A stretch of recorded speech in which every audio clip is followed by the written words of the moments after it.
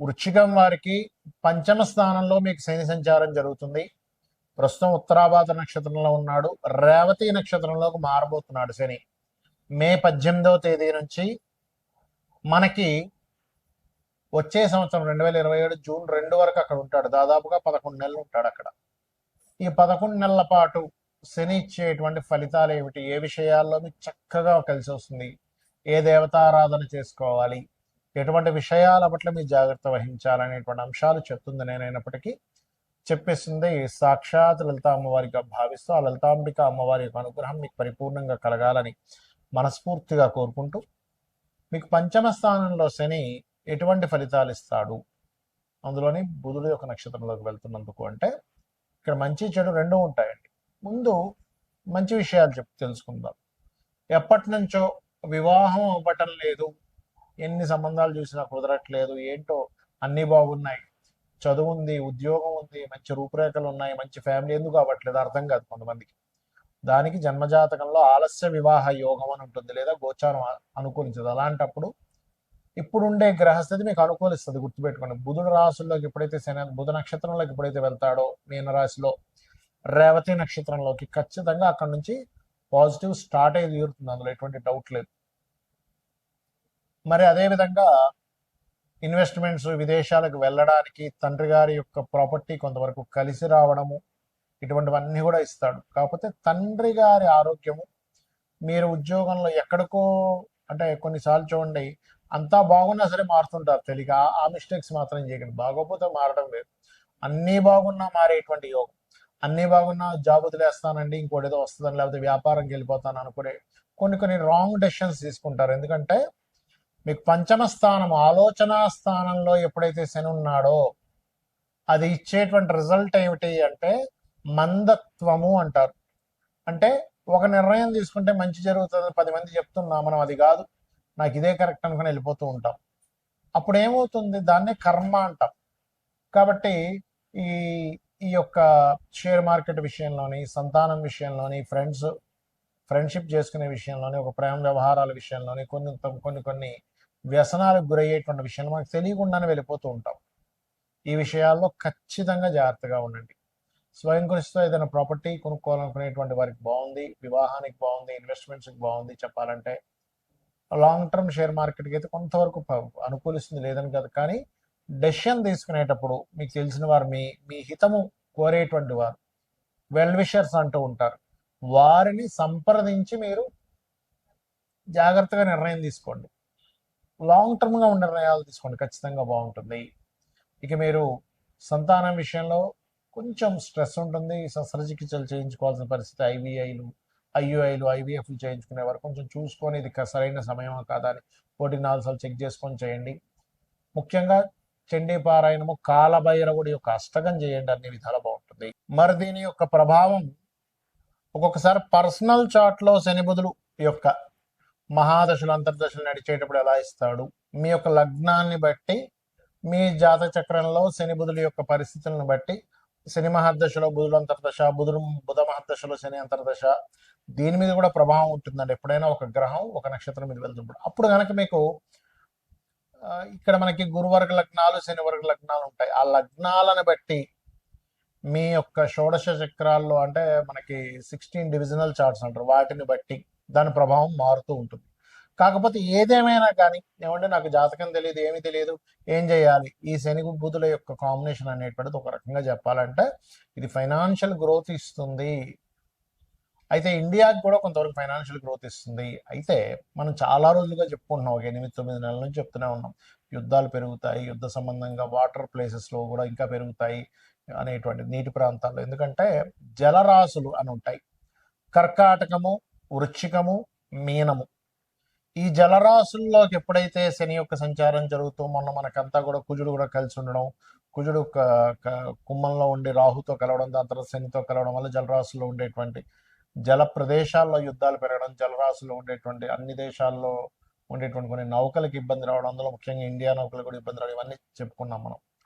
అయితే ఇక్కడ ఏంటంటే బుధుడు యొక్క నక్షత్రాల్లో శని సంచారం జరిగేటప్పుడు ఈ షేర్ మార్కెట్ విషయంలో ప్రధానంగా ఎవరైతే డైలీ ట్రేడ్ చేస్తారో డైలీ ట్రేడ్ కంటే కూడా లాంగ్ టర్మ్ ట్రేడింగ్ చేసుకోవడం అనేది మంచిది. ఎవరి జన్మజాతక చక్రంలో అయినా బుధగ్రహం గనక బాగుంటే వాళ్ళకి ట్రేడింగ్ లో అద్భుతంగా కలిసి వస్తుంది. గుర్తుపెట్టుకోండి. ఎందుకు? బుధుడు తెలివితేటలకి, ట్రేడింగ్ కి, వీటికి కారకుడు. గుర్తుపెట్టుకోండి. సో ఈ కారకుడైనటువంటి బుధుడు ఎప్పుడైతే బాగున్నాడో, ట్రేడింగ్ అనేటువంటిది ఏమిటి? మనకి ఎప్పుడు మనం ఎంటర్ అవ్వాలి, ఎప్పుడు బై చేయాలి, ఎప్పుడు సెల్ చేయాలి, ఆప్షన్స్ అంటారు, మీకు తెలిసే ఉండి ఉంటుంది. సో ఆ యొక్క శక్తిని అద్భుతంగా ఇస్తాడు బుధుడు. అంటే మనం ఎంత ఎమోషన్ గా కనెక్ట్ అవ్వకుండా చాలా ఈజీగా ఇది వద్దులే, మనం వస్తే రేపు మళ్ళీ చూసుకుందాంలే అని వాళ్ళకి ఎప్పుడైతే కరెక్ట్ గా అనిపించింది బయటకు వచ్చేస్తాడు. ఇంకా ఆశపడ్డ ఎక్కువగా ఆశపడకుండా ఉన్న దాంట్లో సంతృప్తి చెంది బయటకు వచ్చేలా చేస్తాడు బుధుడు. అంటే బుద్ధి ఆలోచిస్తూ ఉంటుంది. అలాగా ఇప్పుడు ఉండేటువంటి బుద్ధి కారకుడైనటువంటి బుధుడు యొక్క నక్షత్రాల్లో శని సంచారం జరుగుతుంది కాబట్టి మీరు లాంగ్ టర్మ్ చేసుకోవడం మంచిది. ఎందుకంటే షేర్ మార్కెట్లో లాంగ్ టర్మ్ వే ఫలించేటువంటి సమయం ఇది. కమ్యూనికేషన్ రంగాలు మనం చాలా రోజుల క్రితమే చెప్పుకున్నాం ఏమంటే ఈ కమ్యూనికేషన్ రంగాలకి ఇబ్బంది రానుంది అని. ఈ శని యొక్క ప్రభావం ఎప్పుడైతే బుధరాశుల్లోకి ఎంటర్ అవుతుందో ఈ కమ్యూనికేషన్ రంగాల మీద దీని యొక్క ప్రభావం చూపిస్తుంది. గుర్తుపెట్టుకోండి. అలాగే మరొక విషయం ఏంటంటే ఇక్కడ ఈ అప్పులు ముఖ్యంగా ఏంటంటే ఎవరైనా ఏదైనా అప్పు తీసుకుంటే కూడా లాంగ్ టర్మ్ తీసుకోండి. ఏదో ఏముంది ఈవినింగ్ ఇచ్చేస్తాను, ఓ 10,000 ఉంటాయి అంటుంటారు కొంతమంది, 1,00,000 ఉంటాయి, ఏముంది సాయంత్రం ఇచ్చేస్తా అంట. ఆ సాయంత్రం మీకు రాకపోగా ఈ 10 రోజులకు రావడం వల్ల 10 రోజుల తర్వాత మీరు ఇస్తారు, నెల రోజుల తర్వాత మీరు ఇచ్చేస్తారు, ఇవ్వరని కాదు. కానీ అది ఏమైపోతుంది? మాట తప్పాడు, సాయంత్రం ఇస్తా అన్నాడు, ఫోన్ ఎత్తాడు, మొహమాటం, ఫ్రెండ్ దగ్గర పరువు పోతుంది, రిలేషన్స్ దగ్గర పరువు పోతుంది. అందుకని ఏంటి, ఆ నెల రోజులు తప్పించుకొని నెల రోజుల తర్వాత ఇగో నేను ఇచ్చేస్తున్నా అంటాడు. అప్పుడు ఏమైపోద్ది అంటే ఈ శని యొక్క రాసుల్లో ఎప్పుడైతే శని యొక్క నక్షత్రం మీద ఎప్పుడైతే శని వెళ్ళి బుధ నక్షత్రం మీద ఉన్నాడో ఇదేం చేస్తుంది? బుధుడు అప్పులకు కారకుడు కాబట్టి ఇది అప్పుల విషయంలోని కొన్ని దేశాల్లో ఆర్థిక మాన్యాలు, కొంత వాయు సంబంధంగా, వాయువులో బుధుడు వాయు కారకుడు. గుర్తుపెట్టుకోండి, వాయువుకి కారకుడు కాబట్టి వాయువులు మందంగా వేయడం, వాయువులో ఒక రకమైనటువంటి విష సంబంధించినటువంటిది కొంత ఇన్ఫెక్షన్స్ రావడం, ఇటువంటివన్నీ కూడా ఇస్తూ ఉంటుంది బుధరాశుల్లోకి శని యొక్క సంచారం కాబట్టి. మరి ఏం చేయాలండి? దేశకాల పరిస్థితులు ఇలా ఉన్నాయి కదా, ఏం చేయాలి? సింపుల్గా ఏమీ లేదు. మీరు చండీ వినండి లేదా విష్ణు సహస్రనామాలు వినండి చాలు. మీరేమి వేలు లక్షలు ఖర్చు పెట్టేసి ఏదో పూజలు చేసుకోవాలని ఏమి అక్కర్లేదు. మీకు డబ్బులు లేనప్పుడు భగవంతుడు నామస్మరణ చేత, అమ్మవారి యొక్క నామాల్లో ఒక నామం ఉంటుంది, నామ పారాయణ ప్రీత నంద విద్యా నటేశ్వరి అని. అంటే నామాన్ని పారాయణం చేస్తే ఆవిడ ప్రీతి చెందుతుందట. ఆవిడ కనుక ప్రీతి చెందితే మనం రక్షిస్తుంది. ఆవిడ ప్రీతి చెందడం కావాలి, అంతే కదండి. ఇప్పుడు ఒక తల్లి గనక బిడ్డ, అయ్యో నా బిడ్డ అని ఫీల్ అయితే ఆ తల్లే రక్షించుకుంటుంది. కోడైనా చూడండి, కోడి పిల్లల దగ్గరికి వెళ్తే చాలు, కోడి పొడి చేయడానికి వచ్చేస్తుంది, పుల్లిన పొడి చేస్తుంది. కాబట్టి ఏంటంటే అమ్మవారిని నా తల్లి అనే భావనతో మీరు చేయండి. దేశకాల పరిస్థితుల్లో ఎటువంటి సిచ్యువేషన్స్ వచ్చినా కూడా మీకు ఎటువంటి ఇబ్బంది కలగకుండా ఉంటుంది. ఇంకొకటి, గోవులకి కాస్త గోంగూర బెల్లము ఎక్కువగా తినిపిస్తూ ఉండండి. గుర్తుపెట్టుకోండి, గోంగూర బెల్లం తినిపిస్తూ ఉండండి. కమ్యూనికేషన్స్ ఒకవేళ రేపు పొద్దున ఏదైనా కట్ అయినా కూడా కమ్యూనికేషన్స్ రంగాలకు సంబంధించిన ఏమైనా ఇబ్బందులు వచ్చినా సరే మనం ఎలా సర్వైవ్ అవ్వాలి అనే దాని మీద ఉండండి. ఇంట్లో చిన్న చిన్న ఇన్ఫెక్షన్స్ వచ్చినప్పుడు కొన్ని మనం మెడిసిన్స్ వాడతాం, అటువంటివి కాస్త ఇంట్లో పెట్టుకొని ఉంచుకోండి. ఎప్పుడు కూడా వాస్తు పరంగా కూడా ఇంట్లో ఎక్కువ జబ్బులు వస్తున్నాయంటే ఉత్తరం పాడవడం వల్ల వస్తాయి. గుర్తుపెట్టి, ఉత్తర ఈశాన్యం ప్రధానంగా. ఉత్తర ఈశాన్యం మృదయే ఔషధాత్కార్యేతు అనేటువంటి నామం ఉంది శాస్త్రాల్లో. కాబట్టి ఉత్తర ఈశాన్యంలో వైట్ కలర్ ఉండేలా చూసి, వైట్ కలర్ స్పేస్ ఎలిమెంట్ కారకం కాబట్టి అక్కడ మీరు చక్కగా మీ యొక్క మెడిసిన్స్, రెగ్యులర్గా వాడేటువంటి మెడిసిన్స్ ఏమైనా అక్కడ పెట్టుకుంటే ఇంట్లో ఉండేటువంటి వారికి జబ్బులు తగ్గుతాయి.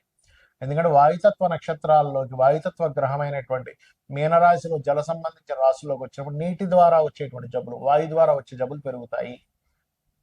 ఈ వాయు సంబంధించినటువంటి గ్రహాలు ఈ రెండు కూడా. కాబట్టి ఏంటి, ఈ ఫలాలకి సంబంధించిన ముఖ్యంగా మామిడి పళ్ళు పండించేటువంటి వారి తోటలు రేపు తెంపుదాం, ఇవాళ ఏముంది బతికిస్తే రేపు ఏదో వరగల్ల వాన రావచ్చు, విపరీతం బాగా ఎండ కొడుతూ విపరీతం వర్షాలు వస్తాయి. మీరు చూస్తూ ఉండండి, ఈ సంవత్సరం 100 సంవత్సరాల వెనక్కి వెళ్ళినా సరే ఇంత రికార్డ్ అయినటువంటి ఎండ రాదు, ఇంత రికార్డ్ అయినటువంటి వర్షము రాదు. అంత రికార్డ్ స్థాయిలో వర్షము ఎండ వస్తాయి, చూసుకొని గుర్తుపెట్టుకోండి. ఎందుకంటే ఈ గ్రహాలు ఏవైతే ఉన్నాయో అన్ని కాలసర్ప యోగంలోకి వెళ్తూ ఈసారి ఉండేటువంటి నవనాయకుల యొక్క స్థితి ఆ రకంగా ఉంది. కాబట్టి ఏంటి, మనకి ఇవన్నీ ఎందుకు చెప్పుకుంటాము, మనం ముందు రక్షింపబడాలి. ఓహో బాగా వర్షాలు పడతాయి అనమాట, ముందుగా తీసేస్తే పని అయిపోద్ది, రేపు ఎల్లుండి వారం తర్వాత చూద్దాం అని బద్దగించొద్దు. ఇంకా సమయం రాలేదు, దట్ ఈస్ డిఫరెంట్ కేసు. ఇంకా పండలేదు పంట, దాన్ని వదిలేయడం అది వేరు. కానీ పంట పండక ముందే తీసేయమని చెప్పట్లేదు. పంట పండిన తర్వాత కూడా నెగ్లిజెన్సీ చెయ్యకూడనటువంటి స్థితులు ఉన్నాయి. ఈ విషయంలో జాగ్రత్తగా ఉండండి. అలాగే బుధవారాలు శనివారాలు అప్పుల విషయంలో చాలా జాగ్రత్తగా ఉండండి. అప్పులు ఎవరికి ఇవ్వడం తీసుకునే విషయంలో బుధ శనివారాలు అవాయిడ్ చేయండి. మంగళవారం కూడా అసలు తీసుకోకూడదు అని చెప్తున్నాను నేను మీకు. అవాయిడ్ చేయండి. బుధ శనివారాలు ఎట్టి పరిస్థితుల్లో blue and green colours avoid చేయండి. ఎందుకంటే కలర్ని ఆశ్రయించి, రంగును ఆశ్రయించి కూడా ఉంటుంది. మీ పర్సనల్ చార్ట్లో బుధుడు బాగున్నాడు, శని బాగున్నాడు, నాకు బ్లూ అండ్ గ్రీన్ కలర్స్ బాగా కలిసి వస్తుంది, దట్ ఈస్ డిఫరెంట్ కేస్. కాబట్టి ఇవి పాటించండి. ఖచ్చితంగా అమ్మవారి అనుగ్రహంతో మీకు బాగుంటుంది, బాగుండాలని మనస్ఫూర్తిగా కోరుకుంటూ శ్రీమాత్రే నమః.